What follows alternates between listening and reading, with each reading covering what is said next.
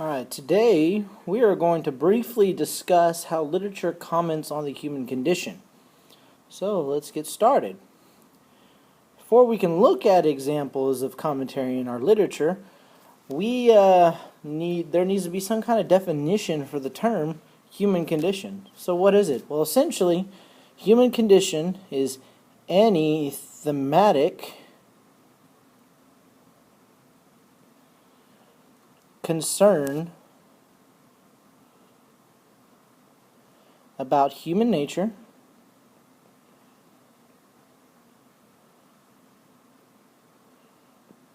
human society, or how we live our lives.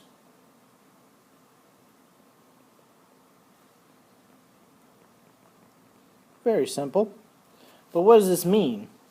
It's essentially the fundamental issues of human existence. So, fundamental issues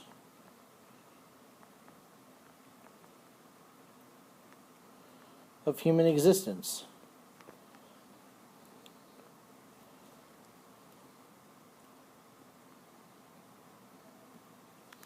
So typically, if you're asked to make a theme statement about some literary text, easiest way to identify the theme is to look for some challenge to the human condition.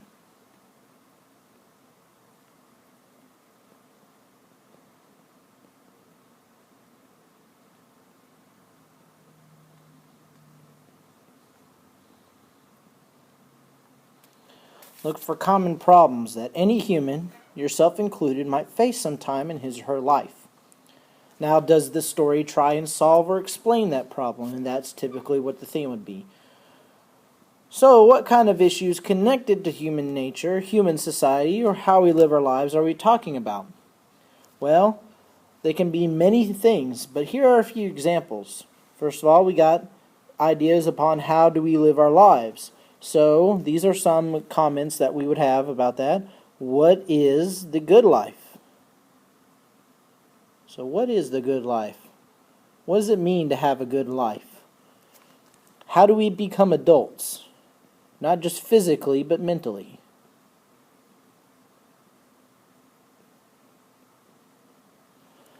And then, what is the relationship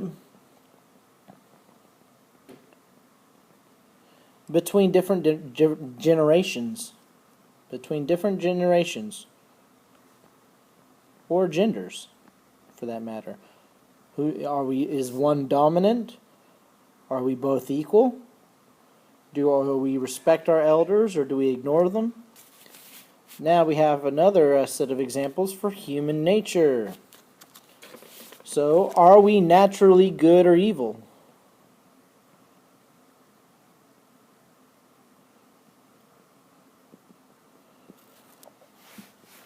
Are we born with inherited traits?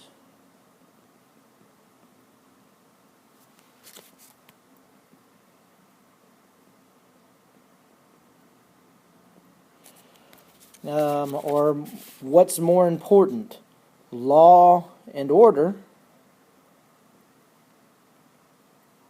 or freedom? So what's more important for us, law and order or freedom? Do we have free will? Or are our lives predetermined by our genetic structure or environment or any of that kind of thing? Next up, we have the commentary on human society. What's the best way to live together as a society? Should we care for the weak and poor?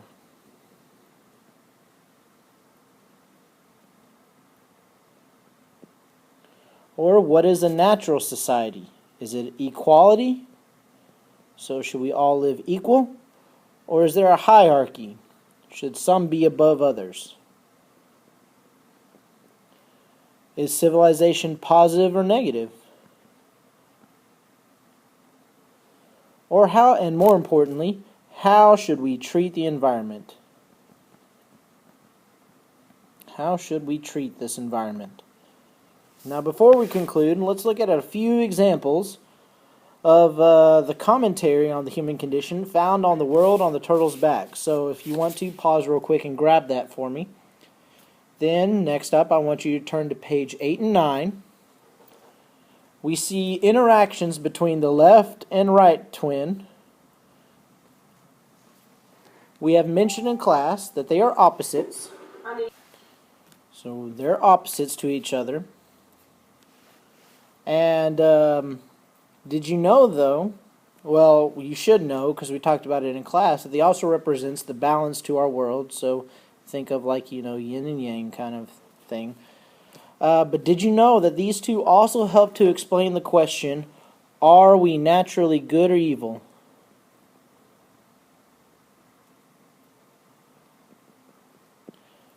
Now remember, they both had a hand in creating humans. Therefore, the author proclaims that we are a mixture of the two. We're not just bad, we're not just good. We're actually a mixture of the two. We have another example, and it's based off of human society. How should we treat the environment? At the beginning, on page 7, the woman from the sky world, there she is right there, she lands upon the earth at the but it's not fully formed. As we know, it's just a blob of water, but it's filled with animals. Instead, she needs to rely on the help of the animals to create the earth as we know it. So, the turtle's back becomes the land that we live on today. This part of the story actually helps answer the question of how should we treat the environment. The answer, based on this story, is with respect. Well, the T will appear. And reverence. If you don't know what that means, you better grab a dictionary. Respect and reverence. Understanding that everything has a role to play in our lives and society.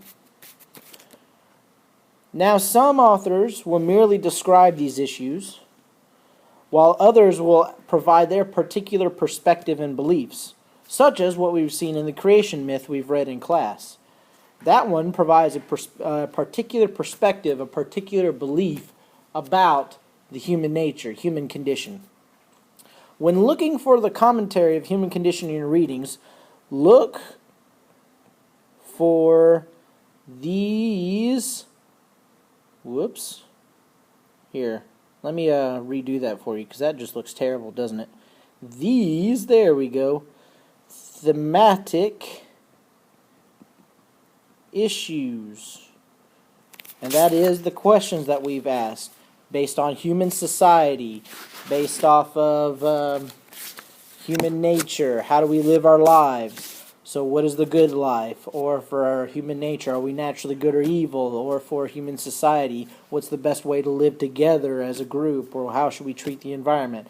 Look for those things in your paper, in your story, and you'll be able to typically find the actual specific theme. Alright, so we're going to use this for our class tomorrow, so be prepared. We'll have a short quiz, and then we'll go over our next major assignment. Thank you for listening.